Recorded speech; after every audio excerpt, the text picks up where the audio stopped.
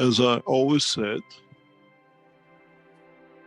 Earth is a nursery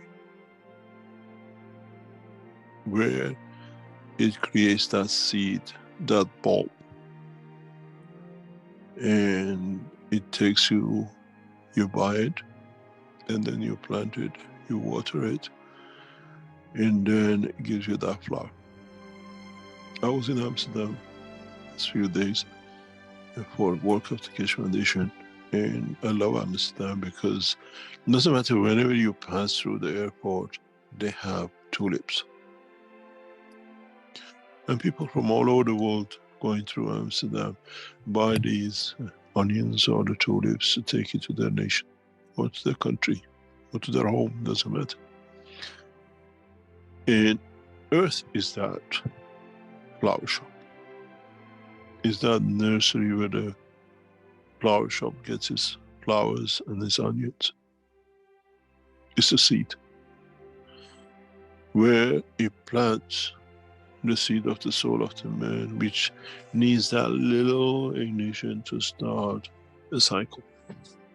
As I said in the past, to get to feel the strength to come together in a space takes billions of years, and especially for them to become a plasma,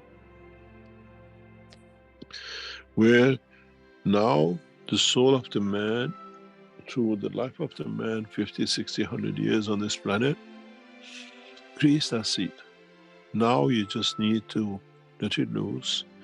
And then those fields in the universe which were coming to become the seed of the something to start, already have the onions, or what we call the seed of the soul, for it to grow.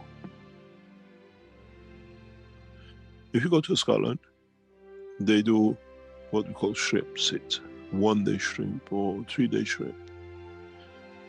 The people who are in the shrimp world, they go to Scotland and they buy 1 day old shrimp.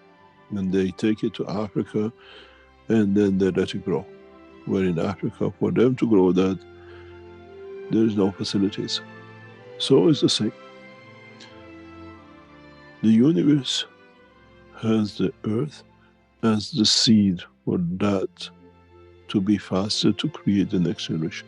You have to understand the light of, the knowledge of, the essence of the creation of the Creator is so fast, and is so vast in its vastness that it needs it to find a point of control, amalgamation and creation. And the soul of man is that greenhouse. Sometimes when I hear the scientists talk about the greenhouse effect and the earth is getting hotter or whatever, I laugh. I said, God created this greenhouse to create the soul of the man. What the hell are these people talking about? So this is why when you build a greenhouse, when you put your flowers and the plants in it, you go and check to see how beautiful they are, how they are growing. If there is any infection, if there is any diseases, you correct it. And this greenhouse called Earth gets serviced by the Creator to see what it needs to be done, how it needs to be corrected, how you get the disease of killing and everything else out of the man. And then he sends what we call the gardeners, the teachers, to polish it, to perfect it, that goes out as a perfect seed. And that's our job. So the earth is that nursery. And the Creator loves this nursery because it was created by Mitra. And is looked after by his love and needed to be corrected and be perfected.